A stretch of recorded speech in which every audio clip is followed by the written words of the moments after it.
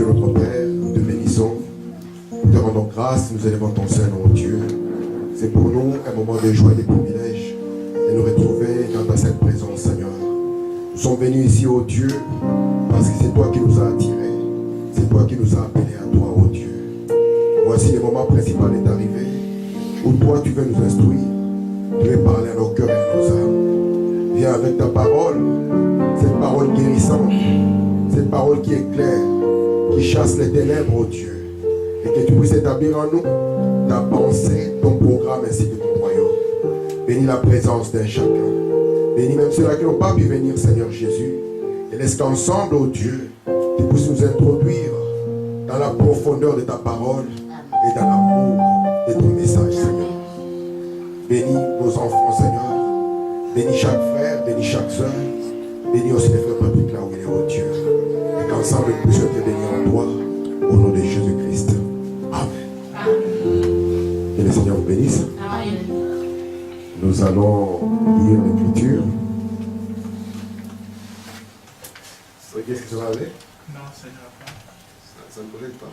Non, pas aujourd'hui. Ok, ça va, c'est pas un problème. Donc c'est moi qui vais lire tout seul. Ah. C'est pas un problème. Nous allons ouvrir nos Bibles dans l'Apocalypse au chapitre 1er.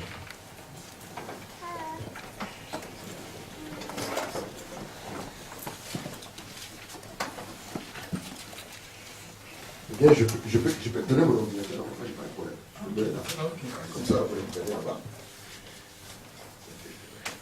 Avec ça, là, je vais garder juste cette chose et puis ça va aller. Parce que j'aime bien quand ils vont venir.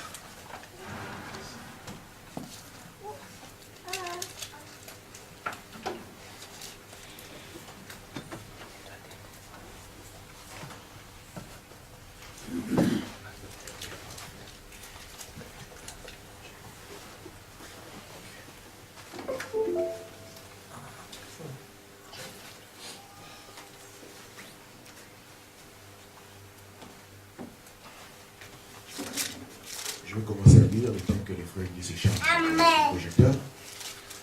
Apocalypse chapitre 1er, nous allons lire du verset 1er jusqu'au verset 4.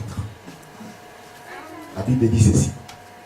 Révélation de Jésus-Christ que Dieu lui a donnée pour montrer à ses serviteurs les choses qui doivent arriver bientôt. Et qu'il a fait connaître par l'envoi de son ange à son serviteur Jean, lequel a attesté la parole de Dieu et le témoignage de Jésus-Christ, tout ce qu'il a vu. Heureux celui qui lit et ceux qui entendent les paroles de la prophétie et qui gardent les choses qui sont écrites, car le temps est proche. Jean, aux 7 églises qui sont en Asie, que la grâce et la paix vous soient données de la part de celui qui est, qui était et qui vient, de la part de cet esprit qui sont devant le trône. Amen. Nous pouvons s'asseoir et que Dieu bénisse chacun de nous. Je vous salue encore une fois tous dans le nom de Jésus-Christ. Et j'espère que tout le monde se sent bien. Donc nous allons commencer doucement notre étude sur les livres d'Apocalypse. Et je crois par la grâce de Dieu que chacun aura une part de bénédiction dans ceci. Parce que le verset 3 nous dit, heureux c'est lui qui lit, ceux qui entendent les paroles de la prophétie.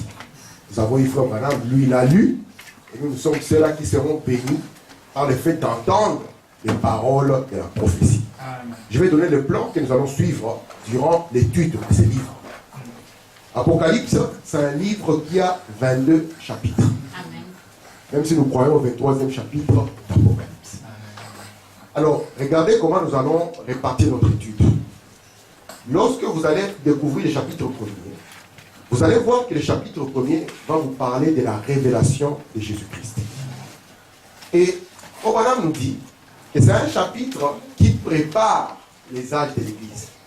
Parce que la manière dont Jésus va se présenter dans le chapitre 1er, c'est comme cela qu'il va commencer à montrer chaque partie de lui au cours de chaque âge. On va voir là les 7 gloires de sa personne et on verra que par rapport à chaque âge, il montrera une gloire de sa personne. Donc du chapitre 2 au chapitre 3, nous allons avoir les 7 lettres aux 7 anges des âges de l'Église. Lorsque nous allons arriver au chapitre 4, nous allons parler de l'enlèvement parce que 4 versets premiers la Bible dit à Jean, monte ici. Et Frère Branham nous dit, il s'agit de l'enlèvement. Et lorsque Jean va monter, il va voir un trône.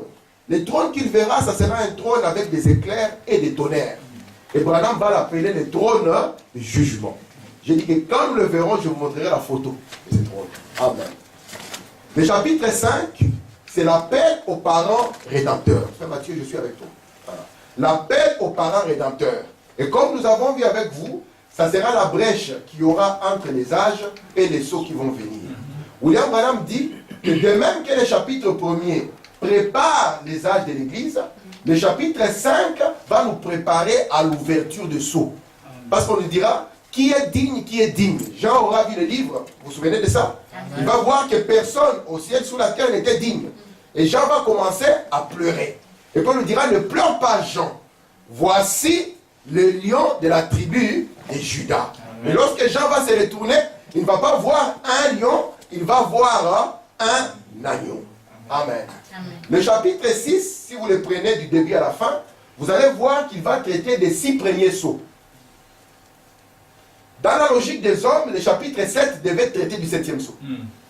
Mais Frère Branham, je vais vous le lire quand on y arrivera, il va montrer que le chapitre 7 n'est pas là par hasard. Mais Dieu l'a mis là-bas avec dessein. Lorsque nous arrivons à la fin du chapitre 6, nous entrons au chapitre 7, nous voyons, au lieu de continuer le saut, nous voyons qu'il y a un événement qui va se passer entre le dernier saut, le 6e saut, et le 7e saut qui va venir. Et ça sera le chapitre qui va nous parler des 144 000 Juifs. Lorsque nous arrivons au chapitre 8, le verset 1er seulement, c'est ce qui traite du 7e saut. À partir du verset 2, du chapitre 8, jusqu'au verset 21 du chapitre 9, nous allons voir les 6 premières trompettes. Normalement, les chapitres 10 devaient nous donner la 7e trompette, mais Dieu, comme toujours, va encore revenir avec un événement au chapitre 10 qui sera la descente de l'ange puissant. De manière que la 7e trompette, nous allons la voir au chapitre 11. C'est pour ça qu'ici j'ai écrit événement entre la 6e et la 7e trompette. Et ici, événement entre le 6e et le 7e saut. Lorsque nous arrivons au chapitre 12 de l'Apocalypse, nous verrons qu'on nous parle de la femme dans le soleil. Le chapitre 13 va nous parler de 2 bêtes, la bête qui vient de la mer et la bête qui vient de la terre. Le chapitre 14 va nous parler de vol de 3 anges. Oh, c'est merveilleux. J'aime beaucoup Frère Branham parce qu'il nous a aidés à ne pas marcher dans les ténèbres. Amen. Le chapitre 16 au chapitre 15 au chapitre 16, nous allons voir les 7 coupes. Et je vais vous montrer qu'il y a aussi un événement qui se trouve entre la 6e et la 7e coupe. Et vous allez voir que ces événements, l'événement qui est entre la 6e et la 7e coupe, l'événement qui est entre la 6e et la 7e trompette, l'événement qui est entre le 6e et le 7e saut, le tout est relié. Parce que la Bible marche avec une intelligence. Lorsque nous allons arriver au chapitre 17 et 18, nous verrons la grande prostituée et nous verrons aussi le jugement de la grande prostituée. Et à partir du 19 jusqu'à 22, là nous allons voir la venue de Myriade, le millénium et les glorieux futurs. Amen. Ça c'est une étude de toute une vie. Parce que Frère me dit, si je prends un seul âge, je peux y faire des mois et des mois. J'ai commencé à prêcher ceci pendant longtemps, mais je ne suis même pas parti au-delà du chapitre 6. Mais par la grâce de Dieu, on ne va pas tout donner, on va donner ce qu'on peut. Et vous, en tant que chercheur et lecteur, vous allez essayer d'enrichir cela. Amen. Amen. Donc, les livres d'Apocalypse, comme nous avons dit, les gens de la terre, lorsqu'on parle d'Apocalypse, souvent ils ont une image de catastrophe. On dit c'est l'Apocalypse qui va arriver. Là, les gens ont peur. Mais pour nous, Apocalypse ne signifie pas catastrophe. Apocalypse signifie révélation. Amen. Et William Branham nous dit, même dans la Bible, ces livres se trouvent au bon endroit. Amen. Il n'est pas au milieu, il n'est pas au début, il est à la fin. Parce que la révélation, vous devez la garder en vous, vient toujours à la fin. Amen. Et Frère Branham va nous dire que ces livres, je vais lire ici dans Apocalypse chapitre 1er, les livres d'Apocalypse contiennent plus de symboles que tout autre livre de la Bible. Amen. Il en contient davantage parce que c'est un livre de prophétie. Amen. Et quand Dieu donne sa prophétie, il la donne de manière pas ouverte, de manière cachée. de manière symbolique. C'est un livre prophétique. Aussi, doit-il être compris par un groupe prophétique. C'est ce qu'il dit ici. Donc j'espère que nous sommes un groupe prophétique. Amen. Ces livres ne s'adressent pas à tous. Pratiquement personne ne peut les comprendre. Quand j'étais petit, j'aimais beaucoup ces livres. Mais lorsque je l'ouvrais, je voyais qu'il y a de bonnes choses, mais je ne comprenais rien. Ce livre a été écrit pour une certaine catégorie de gens. Et par la grâce de Dieu, je crois que nous sommes cette catégorie de gens. Dans le Deutéronome, il est écrit, les choses cachées appartiennent au Seigneur. Deutéronome 29. C'est vrai. Et il révèle à nous, ses enfants, ces choses cachées. Les esprits charnels ne peuvent comprendre ces choses glorieuses de l'Écriture parce qu'elles sont folies pour eux. Mais ceux qui aiment la parole de Dieu, le même secret revient, aimer la parole de Dieu. L'Église, c'est pour eux que ce livre a été écrit. Les livres d'Apocalypse ne s'adressent pas à tous. Ils s'adressent à une catégorie. Et cette catégorie, il faut madame l'appeler une catégorie prophétique. Parce que ces livres, c'est la prophétie. Il faut leur dire, c'est le sceau de la prophétie. C'est le seul livre dans la Bible que Jésus a écrit de sa propre main. Amen. Beaucoup de gens pensent que Jean est l'auteur. Jean n'est pas l'auteur de la Bible, de l'Apocalypse. La Bible, où la voix avait dit à Jean, c'est que tu vois, écris-le. Donc lui, il n'a fait qu'écrire ce qu'il voyait. Il n'est pas l'auteur. Il n'est qu'un secrétaire. C'est comme si j'étais un grand directeur et que pour que l'argent ne fuit pas à la maison, je prends ma femme comme secrétaire. Quand je vais écrire, je dis, madame, à la page. Voilà. Et quand elle va finir, la personne qui va signer, ce n'est pas elle. Ça sera moi qui ai dicté les livres. Et c'est pour ça qu'à la fin du livre, Jésus lui-même signe les livres. Le seul livre dans la Bible que Jésus a écrit de sa main. Amen. Et par sa grâce, ce livre prophétique, Jésus l'a dédié pour toi et pour moi. Amen. Je suis dans Apocalypse chapitre 5. Parce que je vais aller doucement. Comme j'ai les tableaux, ça sera bien. Merci Seigneur. Maintenant, je pense que tout le matériel pour que nous puissions être dans les bonnes conditions sont là. Moi j'ai mon tableau là-bas. Vous avez votre tableau ici. Et nous avons notre tableau ensemble ici. Merci Seigneur. Maintenant, nous voyons donc qu'au commencement du chapitre, nous voyons que le chapitre 5... Attends, c'est ici. Bon, les 3 premiers chapitres de l'Apocalypse traitent de l'Église. Il y a une chose que j'aimerais attirer à votre attention. Dieu a 2 églises. Dieu a une église naturelle et une église spirituelle. L'église naturelle, on l'appelle Israël. L'église spirituelle, c'est nous. Parce que Frère Branham dit, le mot église ne signifie pas un assemblement de gens, non. C'est les gens qui sont appelés à sortir. Et aussi longtemps qu'Israël était en Égypte, il n'était pas encore l'église de Dieu. Mais quand Dieu a dit à Israël, maintenant que vous allez sortir. Or, lorsqu'on parle de sortir, ou bien Dieu appelant un peuple, il s'agit de ce qu'on appelle la rédemption. Et la rédemption a 2 parties, sortir de et entrer dans. C'est pour ça qu'Israël devait sortir de l'Égypte et entrer en Canaan. Et c'est pour ça que nous aussi nous sortons de l'Égypte pour pouvoir entrer aussi en Canaan. Et il faut même nous montrer maintenant que dans les livres, il y a une partie qui appartient à l'église naturelle. Il y a aussi une autre partie qui appartient à l'église spirituelle. Est-ce que ça va jusque-là? Donc, les 3 premiers chapitres de l'Apocalypse traitent de l'église. Ici, vous allez chercher Israël, vous ne le trouverez pas. Vous êtes avec moi? Puis l'église disparaît. C'est ici où les Romains commencent à s'embrouiller. Mais frère, tu dis, mais Apocalypse 10. Ça se trouve pas, ici ça se trouve là. Écoutez, puis l'église disparaît. Nous ne la voyons plus jusqu'au temps de la fin. Du chapitre 1 au chapitre 3 de l'Apocalypse, il s'agit de l'église. Du chapitre 4 au chapitre 19, il s'agit de qui? Virgule quoi? Un individu? Une nation. Et du chapitre 19 au chapitre 22, les 2 sont ensemble. C'est clair jusque-là, non? Amen. Mais j'ai une question pour le docteur Stanley. Docteur Stanley, n'est-ce pas que tu crois qu'Apocalypse 17, c'est le prophète Branham? Mais comment est-ce que ça se trouve là-bas? Heureusement que nous avons Frère Branham. Amen. Amen. Nous allons voir ça. Alléluia. Donc le chapitre 1er au chapitre 3, c'est Dieu qui traite avec l'église des gentils. Vous vous souvenez, quand Jésus est venu, il n'était pas venu pour tout le monde non plus. Jésus était venu uniquement pour les brebis perdus de la maison d'Israël. Mais est-ce qu'Israël l'a reçu? Non. La Bible nous dit que quand on l'a rejeté, à tous ceux qui l'ont reçu, à ceux qui ont cru en son nom, Jean chapitre 1er, elle a donné le pouvoir de devenir des enfants de Dieu. Amen. Amen. Donc quand Israël a rejeté Jésus, alors, qu'est-ce que Dieu a fait? Dieu s'est tourné vers les non-juifs. Amen. Pour pouvoir tirer une épouse qui porte son nom. Amen. Et le message de Dieu à cette église non-juive, dans les livres d'Apocalypse, se trouve du chapitre 1er jusqu'au chapitre 3. Je vais l'écrire pour que ça entre à nous, n'est-ce pas? Prochainement, je vais prendre celui-là, c'est plus simple. Hein, Frédéric, vous y penser? Ok.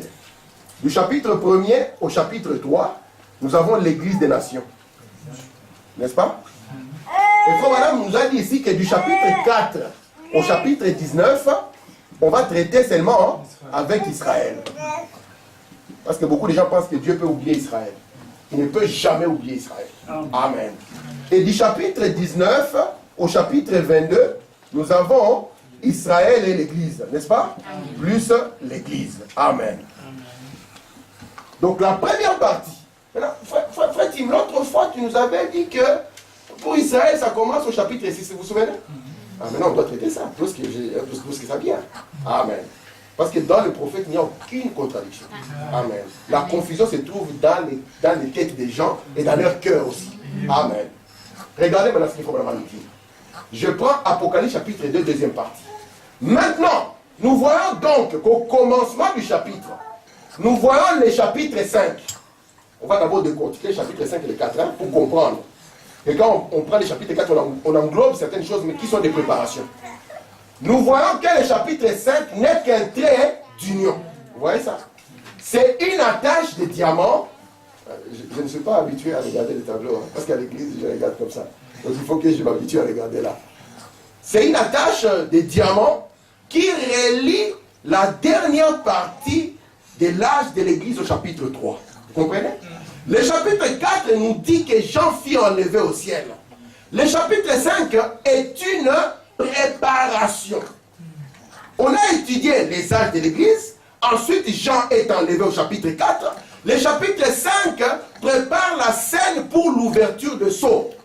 Juste comme il l'a fait au chapitre 1er de l'Apocalypse en préparant la voie aux âges de l'église. Vous comprenez ça? Donc ici, l'événement n'a pas encore commencé, n'a pas bien commencé. Ça prépare. Comme le chapitre 4, c'était la fin des âges où on voit que Jean est enlevé. D'accord? Ça va jusque-là? Alors, je vous avais dit aussi que le chapitre 5 est appelé la brèche, n'est-ce pas? Amen. Il faut que je vienne avec chaque preuve. Pour que frère Tim ne soit pas le messager. Je n'ai pas cette ambition, ni cette intention, ni cette audace. Parce qu'un audacieux dit que maintenant c'est mon temps. Hein, c'est Étienne, on veut remplacer frère Branham. Oh, l'immortel Élie, vous ne pouvez pas le remplacer. Amen. Écoutez ceci. Dans toujours Apocalypse chapitre 5, deuxième partie. Maintenant, il prépare l'ouverture des sceaux de la rédemption. Vous voyez, c'est ça l'objet du chapitre 5. Je donne d'abord le grand plan et puis nous allons prendre des détails, n'est-ce pas? C'est pour cette raison que j'ai essayé de lire cela.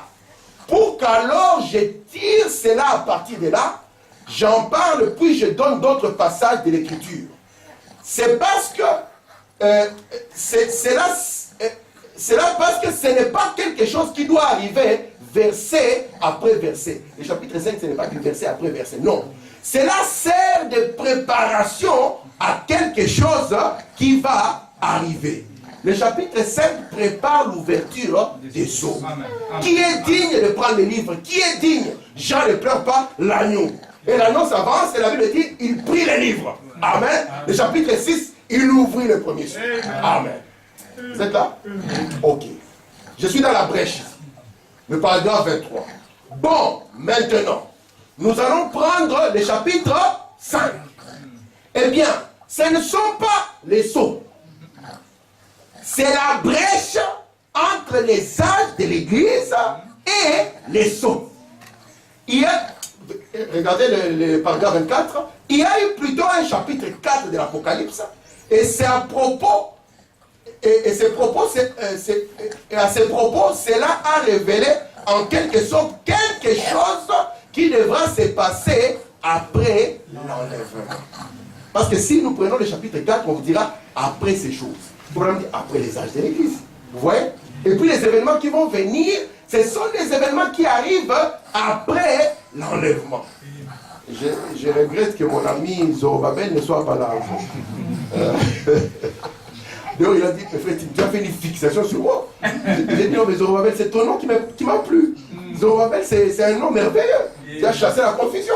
Il dit, Zorobabel, où est-ce que dans les livres tu fixes l'enlèvement? Avant les sceaux ou après les sceaux? Zorobabel a vu le plan. Il a vu que c'est avant les sceaux. Alors il a fait, ça devient dur ici. C'est-à-dire que l'Église monte au chapitre 3 de l'Apocalypse et ne retourne pas avant le chapitre 19. Vous voyez? Par conséquent, l'Église ne passe pas par la tribulation. Amen. Nous ne croyons pas que l'Église passe par la tribulation. Alors, concentrons-nous d'abord ici jusqu'à 19, n'est-ce pas? Regardez ce qui est dit. 1 à 3, nous avons l'Église.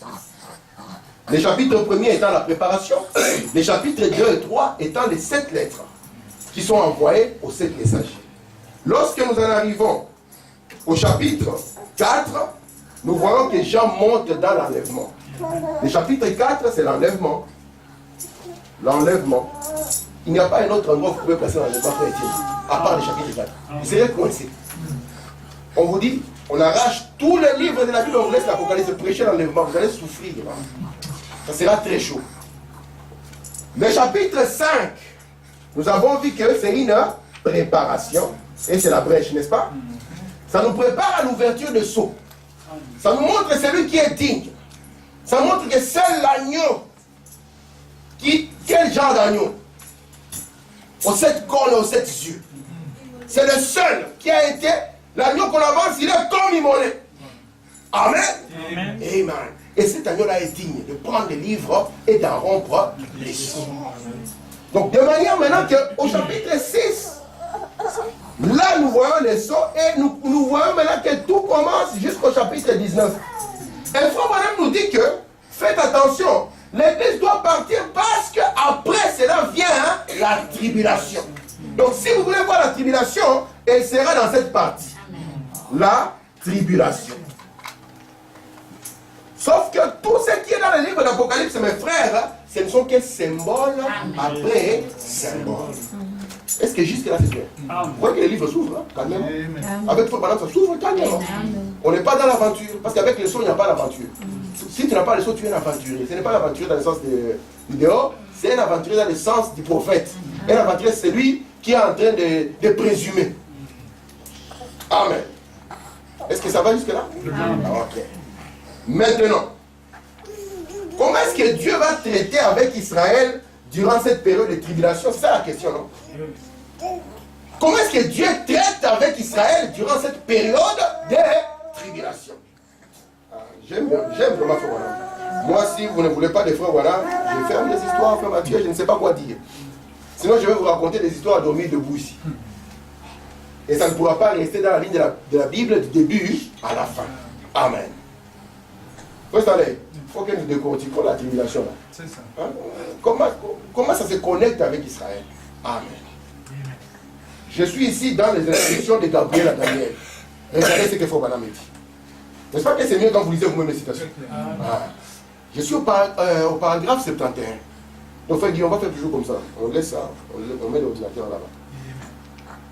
Au paragraphe 71, écoutez ce que Frère Branham dit.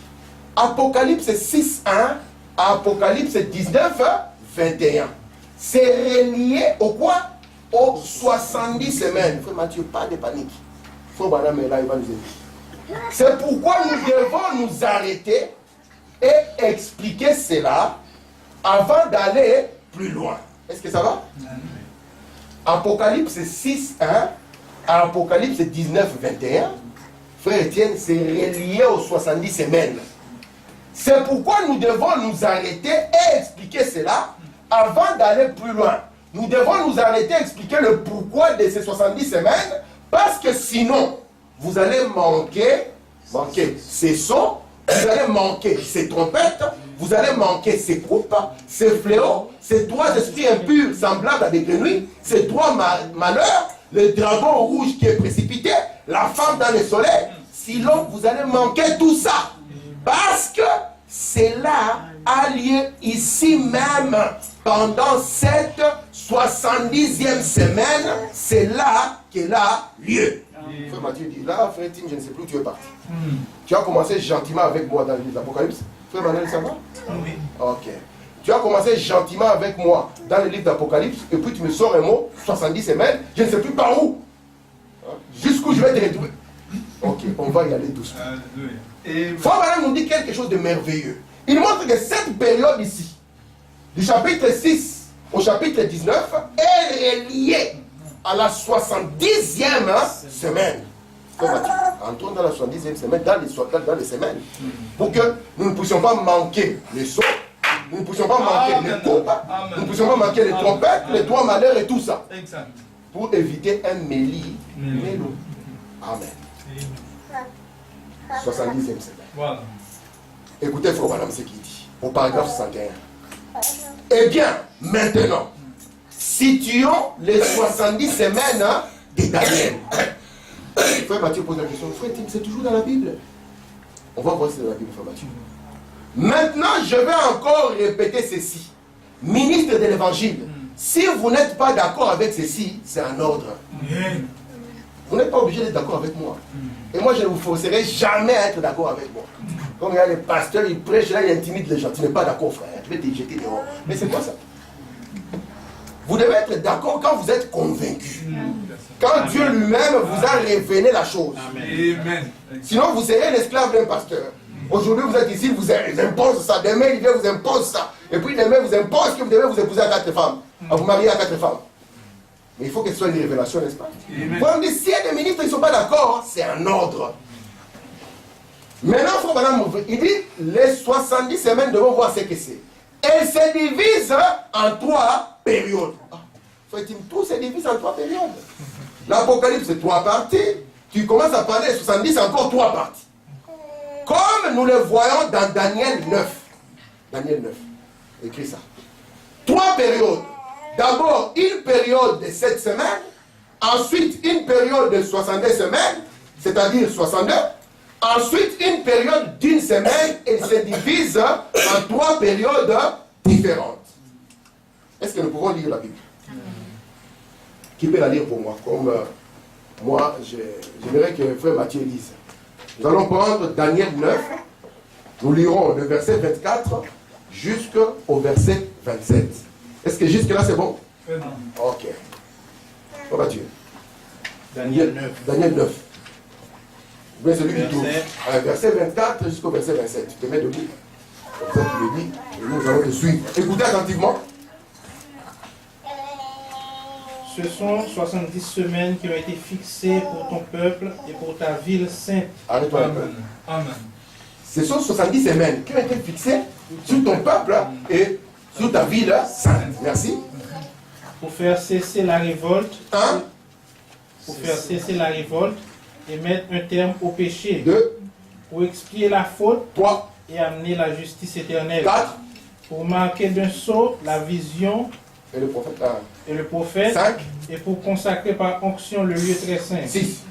Sache-le donc et sois attentif. Soyez attentifs. Depuis le moment où la parole a annoncé que Jérusalem serait restaurée et reconstruite jusqu'au Messie, Oui. au conducteur, Uh-huh. il y a 7 semaines Uh-huh. et 62 semaines. Voilà. Les places et les fossés seront restaurés et reconstruits, Amen. mais ce sera une période de détresse. C'est ça. Après les 62 semaines, Uh-huh. le Messie sera exclu Voilà. et il n'y aura personne pour lui venir en aide. Voilà. Le peuple d'un prince qui viendra Mhm. détruira la ville et le sanctuaire. Voilà. Puis sa fin arrivera comme par une inondation. Voilà. Il est décidé que les dévastations dureront jusqu'au terme de la guerre. Amen. Il imposera une alliance d'une semaine à Voilà. beaucoup. Voilà. Au milieu de la semaine, il fera cesser le sacrifice et l'offrande. Merci Seigneur. Le dévastateur commettra les pires monstruosités jusqu'à ce que l'anéantissement et ce qui a été décidé se déverse sur lui. Amen. Dieu te bénisse, mon Dieu. Merci. Nous voyons ici, c'est Daniel qui avait lu par le prophète. Parce que Dieu ne parle que par le prophète. Il a lu les écrits du prophète Jérémie. Jérémie avait décrit le temps où Israël irait en captivité.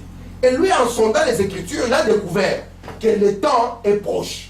Frère Branham dit qu'il restait 2 ans avant qu'Israël puisse sortir de la captivité. Quand il a vu ça, ça l'a plongé dans un état de prière. Et il est parti pour prier. Au lieu que Dieu se limite simplement à lui parler de la captivité, Dieu lui a ouvert le rouleau entier. Il lui a montré tous les programmes que Dieu avait pour Israël. Amen. Et c'est pour ça que Dieu dit que 70 semaines ont été fixées pour ton peuple. Et vraiment, on va nous dire, ce ne sont pas des semaines, c'est toujours des symboles, mais c'est des semaines d'années. De manière que 70 semaines va équivaloir à 490 ans. Pourquoi? Parce qu'une semaine est égale à 7 ans. Et si nous faisons 70 fois 7, nous avons 490 ans. Est-ce que ça va jusque-là? Ok. Maintenant, qu'est-ce que l'Écriture a dit dans Matthieu 24, dans Matthieu 9, dans Daniel 9, 24? Il a dit ceci, que 70 semaines ont été fixées. Et Branham nous dit, ces 70 semaines sont divisées en 3 parties. La première partie, c'est 7 semaines. La deuxième partie, 70 semaines. Et la dernière partie, 1 semaine. Est-ce que c'est clair jusque-là? Alors, qu'est-ce que la Bible dit? La Bible nous dit qu'on aura 7 semaines et 70 semaines jusqu'à ce qu'on arrive au Messie. Donc, nous allons parcourir 69 semaines jusqu'à ce qu'on arrive à la naissance de Jésus. Si j'avais assez de temps, parce que ça c'est aussi un enseignement. Peut-être qu'on y reviendra. Ça c'est un grand ligne pour montrer simplement une connexion. Amen. Donc, depuis que la parole est sortie, que Jérusalem sera rebâtie, jusqu'à ce que Jésus naisse, il va s'écouler 483 ans. Vous êtes avec moi? Qui correspond exactement à 69 semaines. D'accord? Mais Jésus, quand il va arriver sur la terre, vous savez que Branham dit que Jésus n'est pas né le Messie. Je sais que je vais faire peur à certaines personnes ici. Jésus n'est pas né le Messie. Parce que Messie signifie oint. Jésus il était oint lorsqu'il est sorti des eaux. Branham dit il est le fils de Dieu et il est devenu le Messie. C'est pour ça qu'on a appelé Jésus Jésus-Christ. Le Messie, le oint. Donc quand Jésus est sorti des eaux, le Père est descendu en lui. Alléluia. Et c'était l'onction, les signes que Jean devait identifier. Parce que Jean, il connaissait Jésus comme son cousin. Pour que ça ne soit pas une affaire de famille, on lui a dit, tu verras un signe. Quelque chose descendra sur lui. Et c'était la plénitude qui était descendue. Et Jésus est devenu le Messie. Et vous allez voir que son travail va commencer à partir de là. Tu sais qu'il a prêché combien de temps, frère? Jésus? 3 ans. 3 ans. Juste. Jésus a prêché pendant 3 ans et demi. C'est pour ça que la Bible nous dit dans Daniel 9, 27 qu'au milieu de la semaine, l'alliance sera brisée. D'accord? Et on fera cesser les sacrifices. Vous comprenez ça? Donc au milieu de la semaine, le Messie devait être retranché. C'est pour ça que Jésus, son ministère sur la terre, n'a pas terminé toute la dernière semaine. Il a fait seulement la moitié de la semaine. Amen. De manière que Dieu a gardé en réserve une moitié de 3 ans et demi pour Israël. Amen. Et Branham vient maintenant, il vous montre que cette partie ici, d'Apocalypse 6 jusqu'à 19, c'est elle qui correspond à cette dernière partie qui correspondait à ce que Dieu rachète Israël. Est-ce que vous êtes là? C'est clair jusque-là? Amen. Mais les 3 ans et demi, si c'est vraiment symbolique, n'ayez pas peur. Faut rester à l'aise, c'est pas là, tout. Est-ce que le tableau est clair là? Tu as vu le 70 semaines maintenant? Ah, c'est merveilleux. Donc quand tu auras le temps, si tu prends la brochure, le 70 semaines, tu dis ça, merveilleux. Amen. Donc je vais vous conseiller de lire l'exposé. alors que nous sommes à ceci, lire aussi la série La Révélation de Jésus-Christ. Nous allons ressortir beaucoup de bonnes choses qui sont dedans. Parce qu'à une époque comme ça, les frères disaient non, moi je veux commencer à lire seulement les brochures de 63. Alors que le message, c'est depuis que Branham a commencé à le faire. Amen. Merci Seigneur. Est-ce que jusque-là c'est bon? Clair. Donc ici c'est clair. Donc ici, d'ici, n'allez pas chercher loin. Les 3 ans et demi qu'on cherche sont là. C'est pour ça que c'est la part en réserve que Dieu a laissée pour Israël. Une fois que Dieu termine avec les gentils, il retourne maintenant vers Israël pour accomplir la dernière moitié des 70 semaines de Daniel. Vous savez comment faut maintenant définir le temps de la fin? Il dit c'est la fin de la dernière semaine de Daniel. C'est le temps de la fin. Amen. Oh, merci Seigneur. Nous pouvons continuer? Allez-y. Ok, je vais prendre encore quelques 10-20 minutes. Je suis au paragraphe 228 du 5e sous. Écoutez, Frère Branham. Au temps de Daniel, donc, la deuxième moitié de la 70e semaine. Maintenant, souvenez-vous, le Messie devait être retranché au milieu. C'est le milieu. Eh bien, la moitié de cette, c'est quoi? 3 et demi. Christ a prêché combien de temps? L'assemblée répond 3 et demi. C'est ça. Bon, mais de la période qui a été fixée sur le peuple, il reste encore quoi? Une autre période de 3 ans et demi. Vous voyez comment le lien maintenant d'Apocalypse 6 à 19 vient rejoindre les 70 semaines. Afin que nous ne puissions pas louper les sauts, parce qu'ils sont dans cette période, nous ne puissions pas le couper, la femme dans le soleil, les 3 malheurs et tout ça, ils sont dans cette période. Vous êtes avec moi? Amen. Ça les éclaire jusque là. Très clair. Sans faire maintenant, on s'arrache les cheveux, on s'arrache les cheveux. On devient tous chauves alors que c'est moi et frère Étienne qui avons la plus montée. Amen. Je crois que frère Mathieu nous suit aussi avec quelques repas. Alors, nous allons prendre question et réponse numéro 1 au paragraphe 150. Je suis presque à la fin. J'aime donner ceci en petit morceau comme ça, parce que si je prends 2 heures ici, on ne sait plus par où j'ai commencé. Même moi-même, je ne sais plus où j'ai commencé. Dans ma vie, j'ai déjà prêché des heures de temps, je n'ai pas cette ambition. Au paragraphe 150, il est dit ceci. Même sa femme était dans le palais. Le type de l'épouse qui sera dans le palais, dans la gloire à ce moment-là. Alors Jésus s'est fait connaître aux Juifs. Voyez-vous, après la fête des noces, de 3 ans et demi, le temps d'angoisse pour Jacob, c'est 3 ans et demi, la fin de la 70e semaine de Daniel. Le Messie doit être retranché au milieu, et il prophétisa 3 ans et demi et fut retranché. Alors, il reste encore 3 ans et demi pour les prophètes Moïse et Élie, puis à la fin de leurs 70 jours, encore fixés pour le peuple, comme il a dit, comme l'a dit Daniel, à la fin de ces 70 jours, Jésus doit se révéler à eux. Est-ce que vous comprenez ça? Donc, durant cette partie ici, c'est Jésus qui revient vers Israël. Et là, on va lui poser la question. D'où te viennent ces marques et ces blessures? Il leur dira, cela me vient de la maison de mes bien-aimés. Amen. Donc, Dieu a traité avec Israël au début. Quand Jésus est venu, Israël ne l'a pas reconnu. Mais pourtant, Jésus est venu pour les brebis perdues de la maison d'Israël. Ça, c'est le grand débat entre les musulmans et les chrétiens. Les musulmans viennent et disent, écoutez frère, arrêtez. Jésus n'est pas venu pour vous. Et il prend le verset. Je suis venu uniquement pour les brebis perdues de la maison d'Israël. Il dit, tous les peuples, tous les prophètes hébreux venaient pour leur peuple. Il dit, c'est Mohamed, le seul prophète qui a été envoyé au monde entier. Là, nous leur disons, oh, vous allez vite. Oui, Jésus est venu pour Israël. Mais Israël ne l'a pas reçu. Comme Israël ne l'a pas reçu, il a aveuglé Israël et s'est tourné vers l'église. Amen. Amen.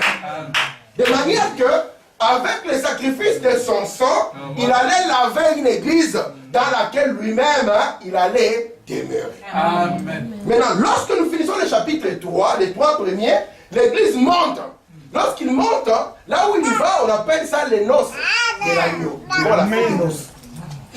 Sauf qu'ici, nous ne prêchons pas, là on mange des frites. Si vous voulez manger des frites, il faut les manger ici. Imaginez Jésus qui nous amène au ciel juste pour manger des fruits. Seigneur, nous venons d'un pays de Belge, votre cousine ne sait pas faire les frites. Nous sommes des Belges. Nous savons comment on fait les frites. L'église monte à la fête de nos souhaits et sur la terre il y a la tribulation. Vous voyez ça? C'est Dieu qui au cours de cette période va essayer d'attirer Israël. Je vais vous donner les triples buts de chaque saut. Les triples buts. Chaque saut a un triple but. Voilà me dit, il y a un triple but au 7e saut. Il y a un triple but au 6e saut. On va voir chaque saut avec son triple but. Amen. J'espère que vous aimez Frère Branham apprécier ça. Amen. Comment ne pas aimer un tel prophète? Tu dis que Frère Branham est un faux prophète, moi je te mange. Amen. Et regardez maintenant les tabernacles. Parce que je vous ai dit que mon enseignement tourne autour de ça. Et les livres d'Apocalypse aussi. La première partie ici est appelée le parvis extérieur, comme vous le voyez là. Parce que les tabernacles avaient 3 parties, nous sommes en train de finir. La deuxième partie, c'est les lieux saints. La troisième partie, c'est les lieux. Est-ce que vous voyez ça? Et chaque partie avait des ustensiles qui étaient spécifiques. Dans la première partie, on avait l'autel de sacrifice et la cuve de purification. Elle était en airain. Ici, les deux matériels sont en airain. Et l'airain dans la parole représente quoi? Le jugement. Amen. C'est pour ça que quand Jésus est venu, cette partie ici représente la première venue de Jésus. Amen. Il est venu comme un sacrifice. Amen. Alléluia. Il est venu comment? Comme un sacrifice. Sœur Étienne, je vais te donner un petit coup électrique, mais qui va te faire du bien. Au temps de l'Ancien Testament, lorsqu'on amenait un agneau pour mourir ici, vous comprenez? On tuait l'agneau. On n'avait pas besoin du corps de l'agneau. On avait besoin du sang. Du sang, oui. Amen. On tuait l'agneau et on le brûlait. Donc le corps de l'agneau retournait au feu. Mais le sang de l'agneau, c'est ce qui continue. Donc Jésus, tel qu'il est venu comme sacrifice, ce n'est pas lui qui continue. Le but de ce corps était de donner le sang. Maintenant, c'est avec le sang qu'on allait parcourir. Cette première partie, c'est la première venue de Jésus. Parce que Jésus vient 3 fois. Amen. Amen. Amen. Il vient comment? 3 fois. Parce que Jésus, c'est la parole. Amen. Quand on dit que Jésus commence depuis l'Ancien Testament. Amen. Parce que les Jéhovah de l'Ancien Testament, c'est lui Jésus dans le Nouveau. Amen. Jésus vient 3 fois. En réalité, il ne vient qu'une fois. C'est toi, madame, qui dit ça dans les Hébreux. Il n'y a qu'une seule grande venue. Mais qu'il a divisé en 3 parties. En donnant partie par partie. La première fois, il vient comme un mortel. Afin de faire quoi? Afin de donner la vie, d'offrir le sang. Pour qu'au travers de ce sang, il puisse purifier un peuple et que Dieu soit capable d'habiter ce peuple. Amen. Il vient de corriger l'erreur qu'Adam avait fait. C'est pour ça que, comme Dieu était le vrai coupable, c'est Dieu. Vous savez ça? Le vrai coupable, c'est Dieu. Faut que madame me dise ça. Le vrai coupable, c'est Dieu. Seigneur, comment tu as mis les serpents là avec les enfants quand même? Voilà Patrick qui met les serpents là avec les enfants. Puis quand on mord Bethesda, il dit Bethesda, pourquoi on t'a mordi? Il dit papa, pourquoi tu mets les serpents? Faut que madame dise, il avait tout faire pour qu'Adam et Ève tombent. C'est ça. Tout faire. Alléluia. Pour qu'il puisse révéler ses attributs. Ça veut dire entre un sauveur et un pécheur qui est plus grand. Amen. Entre la guérison et la maladie, qu'est-ce qui est plus grand? C'est pour ça qu'il n'avait même pas peur, même si les serpents étaient là. Il savait qu'il y a quelque chose dans ses enfants qu'il faut que même s'ils tombent, ils se révèlent. Amen. Amen. Alors ici, c'est la première venue de Christ. Il vient comme un mortel. Jésus, à l'extérieur, c'était un homme. Il pouvait souffrir de la faim. Il pouvait avoir des maux de tête. Exact. Parce que les gens pensent que... C'est pour ça que si Jésus vient aujourd'hui, beaucoup de gens vont les rater. Parce qu'ils ont un Jésus imaginaire. Exactement. Il était venu comme un prophète. C'est pour ça que nous allons voir maintenant avec les tabernacles, c'est lui qui était, c'est lui qui est et c'est lui qui vient. Alléluia. Amen. Hein, mon frère? À l'extérieur, il était un mortel. C'est pour ça qu'il pouvait naître, il pouvait pleurer. Jésus pouvait avoir de l'angoisse. Il dit Seigneur, Seigneur, épargne-moi. Mais à l'intérieur, il était Dieu. Mais l'extérieur était humain. Et c'est ce que je veux que vous puissiez être aussi. À l'extérieur des humains, à l'intérieur des dieux. Amen. Amen. Amen. Maintenant, lorsque Jésus meurt, son travail n'est pas encore fini. Comprenez ça? C'est pour ça qu'il vient maintenant révéler à Jean la révélation de Jésus-Christ. C'est qu'il ne pouvait pas connaître quand il était encore dans la chair. La suite. Parce que l'église est ici. Vous voyez les chandeliers, non? Ça, maintenant, ça sera Apocalypse 1, Apocalypse 3. Amen. Amen. Vous comprenez ça? Alors, on va le voir par le prophète. Apocalypse 1, Apocalypse 3. Mais souvenez-vous, nous avons un privilège qu'Israël n'a pas. Nous sommes l'épouse. Amen. Amen. Amen. C'est nous qui sommes les tabernacles. Vous allez voir qu'Apocalypse 19, c'est autour. Ils ne sont pas dans les temples. Ce n'est pas les tabernacles. Mais vous allez voir qu'Apocalypse 19 à 22, ce sera ici. Le mystère du trône. Le trône éternel. Le trône du Fils. Amen. Est-ce que ça va justement? Oui, ça va. Ça va? Ça. Ok. Moi, je suis content quand tu es content. Je répète, la première venue de Jésus. Lorsque Jésus meurt, qu'est-ce qu'il dit aux gens? Il leur dit, Dieu vous enverra un consolateur. Ne vous empressez pas de partir. Restez à Jérusalem. Vous vous souvenez, au temps de la Bible, les chandeliers ici n'étaient pas allumés n'importe comment. On l'allumait seulement avec le feu sacré de la colonne de feu. Parce que si vous amenez un feu étranger, Dieu allait vous tuer. C'est le même feu qui était ici, c'est la colonne de feu qui était là. C'est pas ce feu qu'on avait allumé ceci, et c'est pas ce feu qu'on allumait aussi l'autel de sacrifice. Vous comprenez ça? Alors, quand Jésus donne sa vie, les chandeliers qui étaient juste un métal va devenir des hommes. Dieu va allumer des hommes maintenant. Et au jour, à la Pentecôte, on voit encore les chandeliers étaient allumés. Cette colonne de feu qui se divise pour que Dieu commence l'histoire des âges de l'Église. Parce qu'à la fin ici, il vient premièrement pour faire quoi? Il vient pour mourir. Il va venir ici, deuxièmement, pour qu'à la fin ici, il puisse enlever une église. Et il va venir, troisièmement, il se passe ça le trône, pour qu'il puisse régner lui-même. Est-ce que vous êtes là? Amen. Et nous allons parcourir ceci par les livres de l'Apocalypse. Vous allez voir que Jean avait vu toutes ces choses. Mais que votre place à vous et moi, ce n'est pas dans les parvis extérieurs. Non. Parce que le parvis extérieur, oui, Jésus est mort. C'est bon, mais il est mort pour un but. Jésus n'est pas mort pour que nous puissions avoir pitié de lui, dit frère Branham. Il est mort afin que les chemins ici soient ouverts. Pour que l'homme qui était chassé de la présence de Dieu puisse avoir le chemin qui est ouvert afin qu'il retourne dans la présence de Dieu. Amen. Il faut même dire que les anges, parce qu'ici nous avons deux types de gardiens. Regardez Israël. Vous voyez le campement d'Israël? Je termine. Hein? Les campements d'Israël, au nord, nous avons trois tribus, Dan, Aser et Nephtali. Et il faut quand même dire qu'Israël, c'est les gardiens du temple. Elles ne sont pas l'épouse. D'abord, de la manière dont Dieu, un jour, il y avait un prédicateur qui avait dit, nous, comme c'est le temps de la fin, nous allons aller en Israël pour convertir Israël. Ils pensaient qu'ils vont prêcher à Israël individu par individu. Dieu, accepte le Seigneur, lève la main.